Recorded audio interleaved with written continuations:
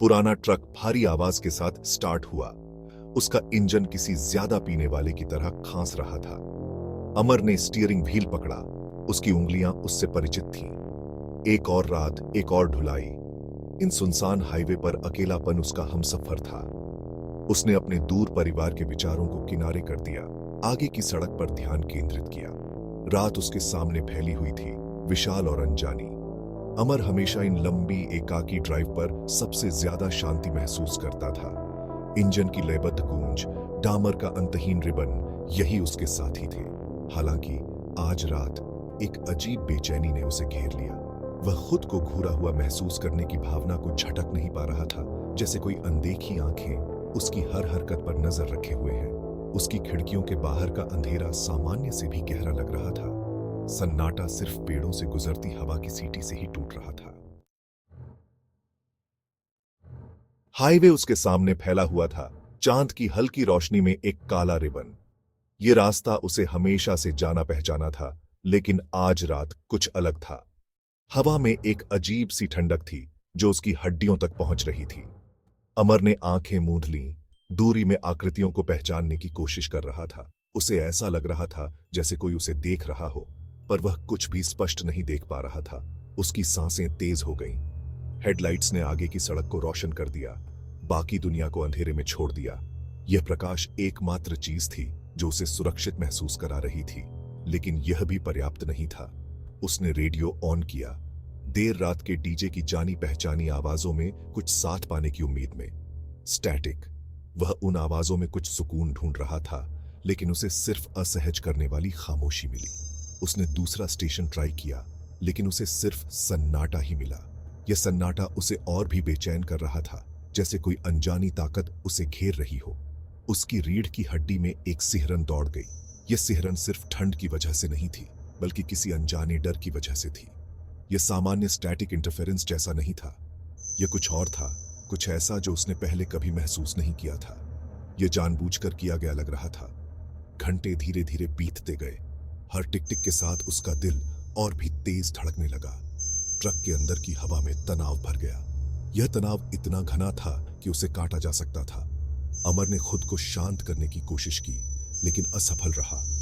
अमर ने खुद को लगातार अपने शीशे चेक करते हुए पाया। हरकत के किसी भी संकेत के लिए सड़क के किनारे देख रहा था।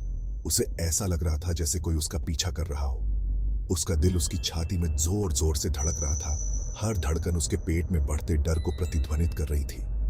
यह डर उसे अंदर से खा रहा था।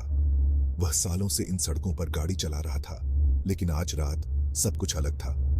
यह रास्ता उसे हमेशा से सुरक्षित लगता था, लेकिन आज यह उसे डरावना लग रहा था। परछाई और गहरी लग रही थी, सन्नाटा और भारी। वह अकेला नहीं था।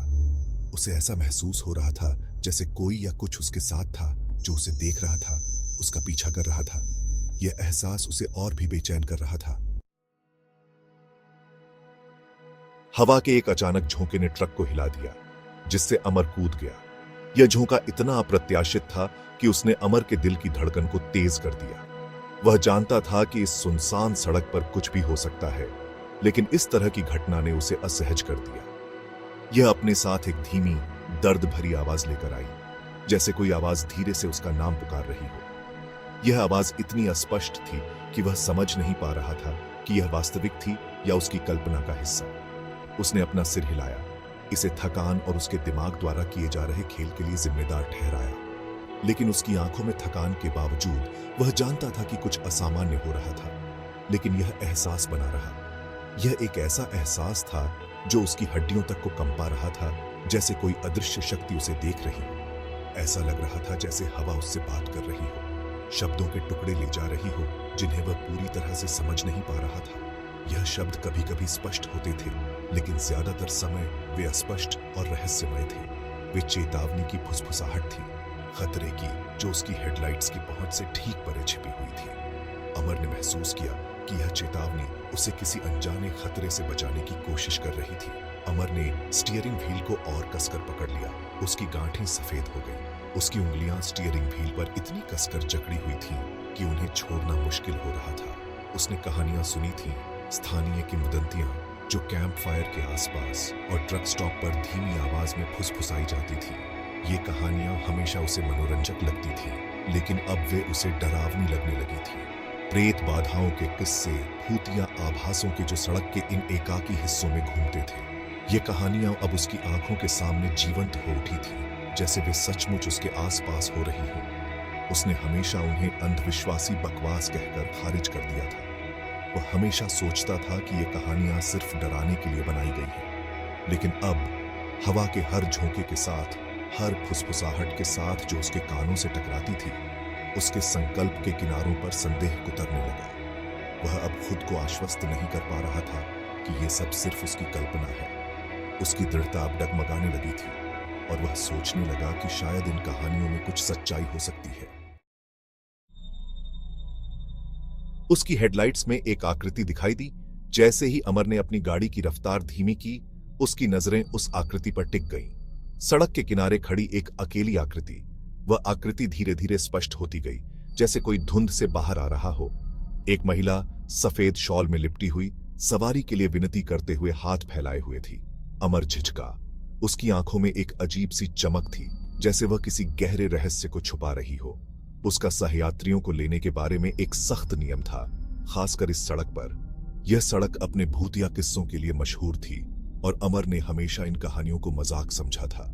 लेकिन उस महिला की उजाड़ आकृति के बारे में कुछ, जिस तरह से वह आने वाले ट्रक के सामने इतनी शांत खड़ी थी, ने उसकी अंतरात्मा को झकझोर दिया। ऐसा लगा जैसे वह किसी अनजाने खतरे का सामना कर रही हो। एक आह के साथ वह रुक गया। उसके मन में कई सवाल उठे, लेकिन उसने उन्हें नजरअंदाज कर दिया। महिला अंदर आ गई।